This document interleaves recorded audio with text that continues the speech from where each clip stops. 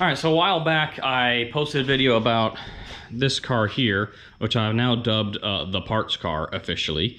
And then I haven't posted a video about that car. So let's go over that car and the story about it a little bit. I mean, first, I just want to mention why this is now officially dubbed the parts car.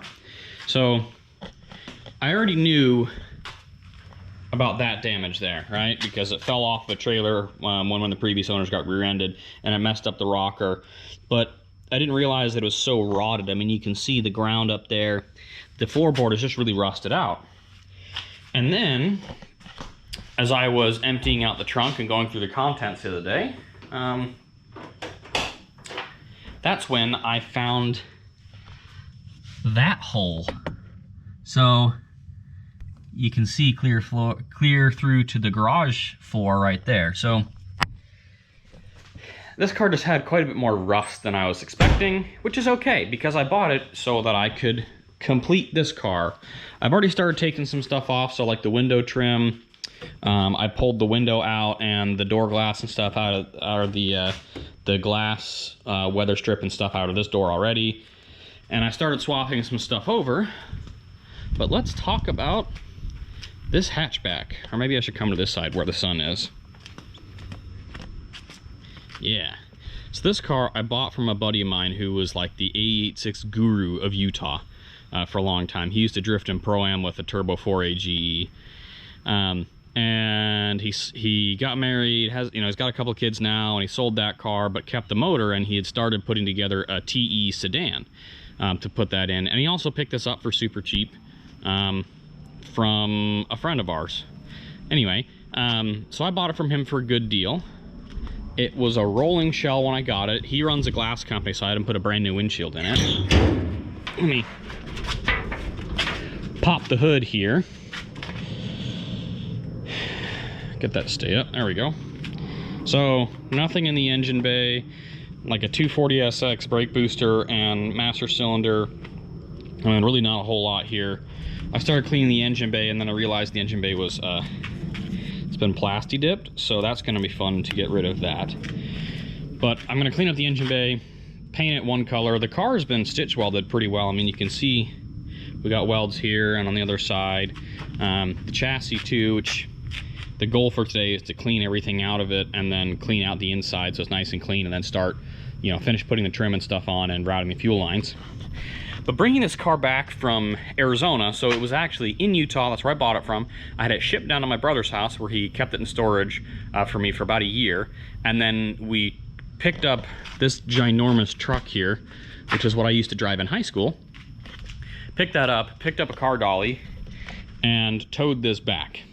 And I didn't have a chance to really get underneath it and check anything out. I just put it on the dolly and kind of hoped for the best. Well, I learned that was not such a good idea. Because, so I don't know if you can see, but that front 4-link bolt is really long because I had to replace it. It fell out. So we were driving down the road. Well, we had just pulled off the road to take care of my son real quick. And as we pulled back on the road, that dropped down, caught the edge of the road, and flipped under the axle, which meant it lifted the whole car in the air like 2 feet. Bent all of the links. So, like, you can see how bowed that panhard bar is. That's normally pretty straight. So, yeah, that's pretty wild. What happened, and I had to fix it with all the bent control arms, is I had to use a come-along, which is a steel cable, like, ratchet, with a couple of tow straps, and I had to pull the axle forward on this side by the subframe in the front to get it lined up so it would bolt together again. And so I got it bolted together, and let's look back under it, and you can see this big old bolt here, but this was ground down really good from just being drug on the road. So I was a little worried that this 4-link wouldn't hold up, but it did. And then I'm gonna go over to the other side for that rear axle. This is something I discovered when I was fixing that side, was for the rear bolt here, for this 4-link, you can see it starting to come out. It's because there's no nut on the other side. I lost the nut at some point, so I just kept checking it as we were driving. So as we would drive, every time we'd stop for fuel, I'd make sure that bolt was in all the way and kept on going. Super sketchy. Yeah, so that's fun. But I've already started putting trim in the car, right? So I just put this glass in and the weather stripping. I've got to grab the window trim from that car. These are some interior pieces I just kind of restored, sort of. I used some plastic restoration stuff. It left it feeling kind of greasy, so I don't know how I feel about that. I'm gonna try a couple other products because I've got lots of plastic interior stuff to restore anyway. But this car came with, these are GTS Fuel Lines. This is a trunk, a coupe trunk seal. You know, I picked up a bunch of parts from a couple of Corolla buddies in Phoenix. So those are the Levin headlights that came with the coupe when I bought that. So I've got the Levin headlights and the Levin hood that's going to go on this car. But see, what else did I get? Oh, I just put this trim on. I couldn't get the corner piece to sit right, but I just put that trim on. Engine bay wiring harness. I've got some carpet, don't know what it goes to. We've got more weather stripping and seals and stuff. A couple more harnesses. I've got a beams harness that's uncut, and then I've also got a somewhat modified, I think, chassis harness. I've got a bunch of random odds and ends for interior pieces. Let's see, what else do I have? Oh, right. The one big thing, the whole reason why I bought this car, well, one of the main reasons why I bought this car is because of that rear axle. That's a Celica Super rear axle that I bought with the car, so that's super exciting. I've never had a Celica Super rear axle. That came with this hatchback, and that was really what made it such a good deal. Was I think I spent like $1,500 or $1,600 on the hatchback, right? So that's how much I spent on the shell, was about $1,500, $1,600. It came with a new windshield, Celica Super axle, and like steering and that seat, and that was it. There was nothing else in the car. Everything else that's in the car, stuff that I picked up in Phoenix from other Corolla buddies. So now I've got to clean up the engine bay. I've got to get rid of that tow hook. I don't want that there because this is going to be a street car. I don't want a tow hook sticking out. So I'm going to put the Levin front end on this. So the Levin hood's going to replace this hood. Levin headlights. Super cool thing about this car, I didn't think it had AC, but as I was looking inside of it, I noticed that there was an AC button for the HVAC controls. So I was like, huh, I wonder. So I pulled down the glove box, and sure enough, there it's got all the AC stuff. I'm gonna have to get a new evaporator because there's no evaporator in that. Aside from the evaporator, I've just pretty much got to get a condenser and lines, and that's about it. And I'm going to be running a beam swap, so I have to get custom lines anyway, and I've got a Beams AC compressor. So yeah, super cool, super exciting. I'm going to have AC, and that stuff in the inside is like the hardest part to source. So that's cool that I've already got it. So yeah, that's the hatchback, and now I guess we'll get started on transferring more stuff over and cataloging everything that's in it. All right, I've got pretty much everything out of the car. And you can see I could finally get in here to clean up a bunch of this stuff. Everything but the axle, because that's heavy. I'm gonna need a hand with that. But pretty typical AE86 stuff. Let's see, so here's what I've got, right? I've got the GTS Fuel Lines, 11 headlights. I got these trim pieces, which I think they go on the rear there. Got the new quarter glass. That's the fender that's pulled off out of the driver's side. We had a little snafu when we unloaded it from the car dolly. The front suspension just fell apart on both sides, so we had to pull the fender to be able to get it back together. So unloaded the hatchback from the car dolly, went to go move it, and then that happened. Hardware just came loose. Luckily the nut's still in there. Just got to jack it up, unbolt the knuckle, put the ball joint back in, and then bolt that back up. Passenger side mirror, gas door, a bunch of weather stripping. I don't know what that seat's out of. Engine bay wiring harness, 2 beams harnesses. One of them is modified, one of them is not. Wiper arms, and one of the window mounts. Not sure what that is. Ooh, these are sweet. These are the rear spring pads because mine are missing on my drift car. A bent aftermarket panhard bar, 2 speedo cables, some random bracket, another random bracket, washer fluid tank. I got a couple of these, you know, the red seat belts, a totally destroyed dash, a couple of interior pieces, the shifter trim that's cracked.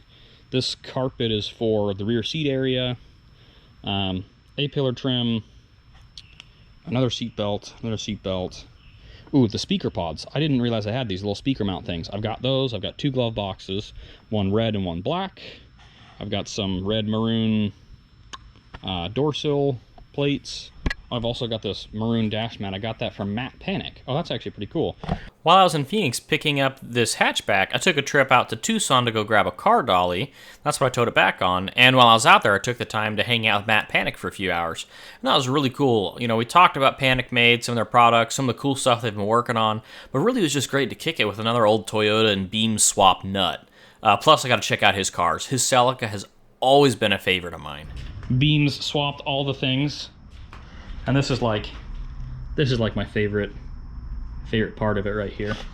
And then another Beams car that he picked up from another Beams guy here in Phoenix who now drifts an FC. But super cool car, just good stuff. I wanted to show you guys that while I'm here hanging out. Might as well. The first time that I've been able to sit inside of this car, and I tell you what, this thing has quite the story. So I bought it, like I said, I bought it from the 86 guru in Utah. His name is William Vincent. So I bought it from him, and he got it from a junkyard.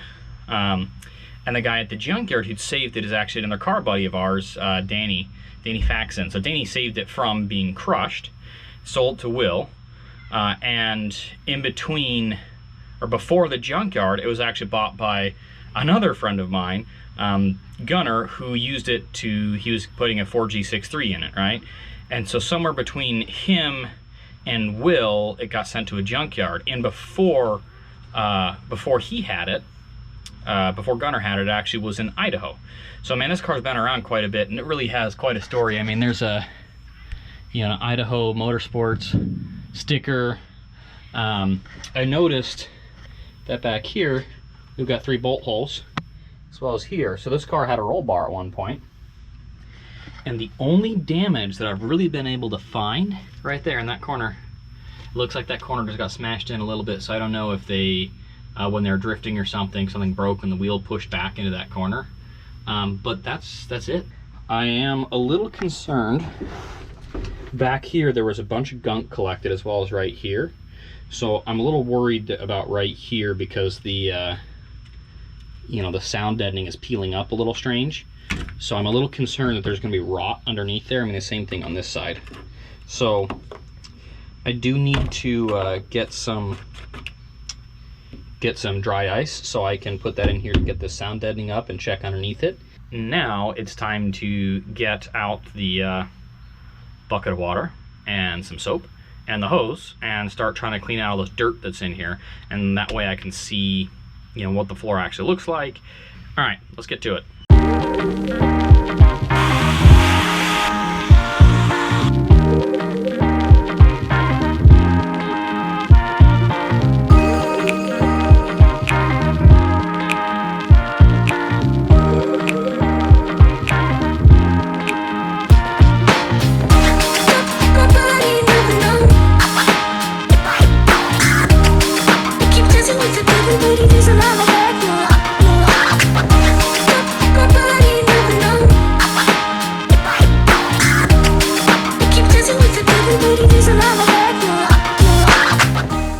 So now that the car is cleaned up, I found a few more things. Right here, the frame rail's buckled up, so I don't know what I'm going to do about that yet. I'll probably have to go talk to a body shop and see about that. I've got this spot, like I already showed you that spot there. Those are really the two only things. For the most part, everything else cleaned up really well. I've just got to finish getting the rest of this little bit of water out, so that way it doesn't, you know, so that way I don't have rust build up in these spots where the water's collecting. I've got the plugs soaking in soapy water because they were filthy. But really, I mean, that cleaned up really well. I'm really happy with that. You know, only one more extra surprise. You know, oh, I did find these back here, a bunch of these rivets. I'm not really sure what they were for. They've got this like X shape. And there's more rivets back here, so I'm not really sure what those were for. So yeah. But other than that, you know, I feel like that's pretty successful. I feel pretty good about that. Now the car's pretty well clean. I can start, you know, drying it out, and then, you know, I'll put a few of the interior pieces back in. Nothing permanent because, you know, I'm still gonna have to route the wiring and everything else when I pull it out of the other car, but this at least gets me a good start.